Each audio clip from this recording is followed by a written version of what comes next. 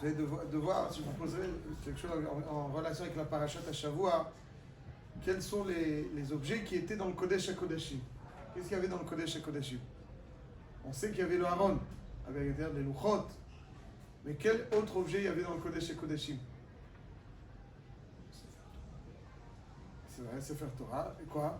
Alors le Rambam nous dit, dans Perik Dalet Milchot Bet HaBechira, Even Haïta Bekodesh HaKodashim Bema'aravo, Ve'alea Haya Ha'aron Munach. Donc il y avait la Even HaShitia sur laquelle était posé le Aaron, Ulfanav, Tzantzenet Aman ou Mate Aharon. Devant le Aaron, il y avait un bocal dans lequel il y avait une mesure de manne. Et il y avait aussi Mate Aharon. Dans la Parashat Hashavua, Akadosh Baruch Hu veut laisser une empreinte sur ce qui a été démontré, que Aaron a été choisi en tant que Kohen, lui et sa descendance. Alors il va demander à tous les chefs de tribu de placer un maté, un bâton dans le Mishkan, et celui qui va fleurir, c'est le maté Aaron. Ce qui montre que Aaron, c'est lui qui est frais, qui a été choisi, qui est productif dans le Mishkan, dans sa Avoda. Et de façon très particulière, ce maté Aaron n'est pas simplement ponctuel, c'est quelque chose qui devra être conservé tout au long des générations. Et où il va être conservé? Dans le Kodesh HaKodashim.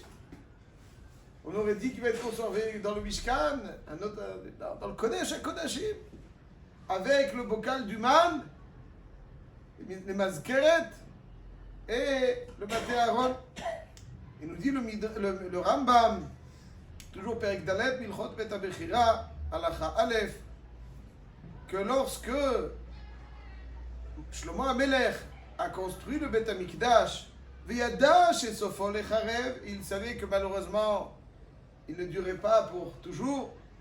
Alors il a créé un endroit, des tunnels très sinueux, très profonds, dans lequel le jour J, le jour où le Bet HaMikdash serait menacé, il donnera pour instruction de cacher là-bas tous ces objets. Il y avait aussi le Shemen HaMishcha. Aussi le Shemen HaMishcha avec l'huile d'onction.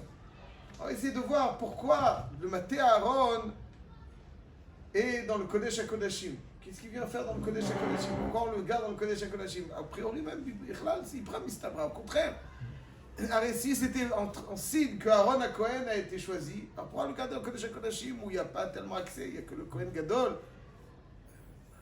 Alors on sait ce qu'il y avait dans le Kodesh HaKodashim. On pouvait le montrer, mais pourquoi Dafka dans le Kodesh HaKodashim? Alors je dirais très brièvement, le Malbim nous dit pourquoi la Tzantzenet Aman était dans le Kodesh HaKodashim. Qu'est-ce qu'elle faisait aussi cette Tzantzenet Aman? Ce bocal de main dans le Kodesh HaKodashim, il dit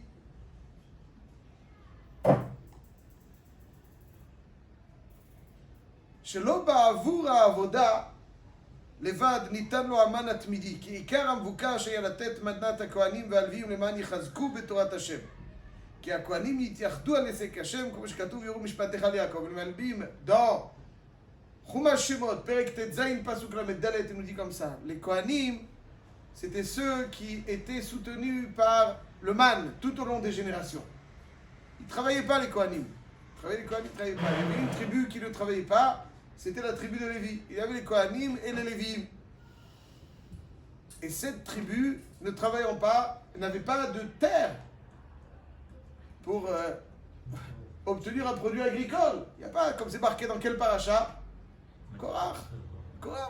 Parashat Hashavua. Ils n'ont pas de biens, ils n'ont pas de terrain pour travailler, de terre pour travailler. Donc ils n'ont pas de revenus a priori. Aval, le Ham Israël leur apporte. Et donc ils sont enfouis sous la tente, ils sont shkouim, beveit Hashem. Et faisons bien attention, un Kohen et un Lévi travaillaient par an combien de jours? Travailler peut-être 2 semaines. Et dans ces 2 semaines, il y avait 2 jours. Ouais, approximativement, pas toute l'année. Et pour ces 2 jours, il fallait se préparer. Donc ils se préparaient. Et ça, c'était donc Ça, c'était donc alors, ils étaient nourris par Hachem. Le man, c'est le par Hachem. Qu'est-ce qui leur permettait d'obtenir la manne? D'avoir un soutien d'Hachem, d'avoir Torah. Donc le fait, cette proximité avec le Aaron, la Torah, elle générait la manne. C'est elle qui générait la manne. Les mots de la Torah. Tout le monde avait la manne. Tout le monde avait la manne dans le désert, parce que tout le monde était. Mais après, tout au long des générations, il fallait cette la manne générée par la Torah, pour laquelle ils s'investissaient sans limite. De même, dans le Maté Aaron, le Malbim, dans Parashat Hashavua, Parashat Korach, Perek Yud Zayin, Pasuk Yud Tet, Pasuk Raf, il dit pourquoi il fallait le mettre dans le Ohel Moed ce matin. L'Irmoz, qui a Shevet, Shivchar Hashem l'Alvian et Shivchar l'Kuda, Yekizayit Ra'anan bevet Elohim v'yeshev bevet Hashem kol yemei chayav. C'est la raison pour laquelle il fallait. Pourquoi c'est ce signe qui a été choisi pour définir l'élu de la Keuna? C'est pour prouver, pour montrer que celui qui allait être choisi, c'est celui qui allait être planté, entre guillemets, dans la maison d'Hachem et allait conserver toute sa fraîcheur. Toute sa fraîcheur.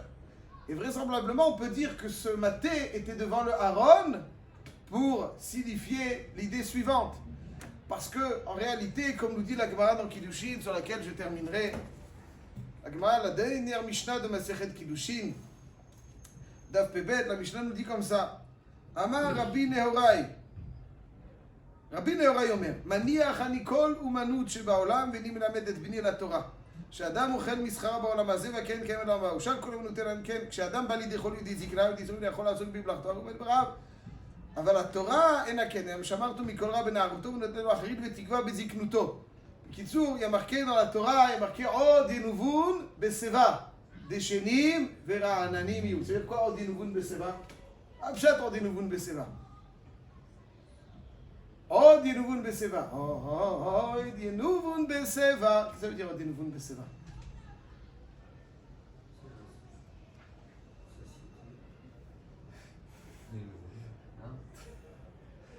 Attention. ינובון. Seva, c'est la vieillesse.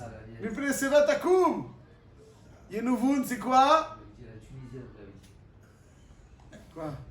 Je l'ai dit. Si j'avais dit ça va. Seva. Seva avec un he. Mipne Seva takoum. ינובון בסeva. Ça veut dire que quand quelqu'un il avance dans l'âge, alors comment ça se passe chez les goïms? Le point culminant de la vie, c'est jusqu'à 30 ans, 40, 60 ans. Après 60 ans, c'est le déclin. Les pantoufles et les informations. De 13h et de 20h. C'est ça. On va dormir. On se réveille le matin. On va à la boulangerie. On va au marché. Le 13h et le 20h. C'est quoi là? C'est ça, c'est la vie. Point culminant. Après, c'est le déclin lent. Aval. Chez le Ham Israël, Od Enouvun Beseva. Enouvun Beseva, ça veut dire que avec leur vieillesse, ils continueront à être productifs. Tnuvat Asadeh. Tnuvat Asadeh. Enouvun Beseva. Ça veut dire que quand on voit un homme de Torah, il a 95 ans et il a des projets pour au minimum 30 ans. Enouvun Beseva. Enouvun Beseva. Ça, c'est donc, quand il est, le bâton de Aaron, il a fleuri Bebet Hashem. On l'a mis à côté de la Torah. La Torah conserve la fraîcheur de cette floraison. On fleurit, mais c'est pas comme quelqu'un qui fleurit après, qui malheureusement est dans le déclin. 60 ans, dans notre vie de Torah, c'est le début. C'est le milieu. On continue au contraire, c'est la fleur de l'âge, et encore il continue. Encore il avance, 90 ans, ça, encore. Ah, les grands de la Torah, quel âge ils ont? Moyenne d'âge 100 ans, moyenne d'âge. 100. Rav Shach, 104 ans. Rav Eliashiv, environ. Rav Steinman, Rav Edelstein, Rav Yosef, environ. Moyenne d'âge 100, 105. Ça. Pourquoi? Parce qu'ils ont ces Dinuvun Beseva. Donc c'est pour ça qu'on prend ce bâton qui a fleuri et il perdure dans cette floraison. Il est conservé frais. On le met à côté du Aaron. Comme la manne est générée par le Aaron, cette fraîcheur, cette floraison est générée par la Torah, et c'est ce que je nous souhaite à tous. Shivti bevet Hashem, kol yemei chayai, et ce lien avec la Torah va nous permettre de fleurir et d'être à 90 ans encore frais, Bezrat Hashem, 95 ans encore et encore, Admea ve'esrim, avec toutes les forces et la fraîcheur que nous offre la Torah. Oh, dinuvun beseva. Des shenim, vera'ananim, des shenim, ils ne sont pas secs, des shenim, ils sont gras, des shenim, vera'ananim, frais, יהיו. להגיד כי השם צורי ולא עוולתם. חזק וברוך.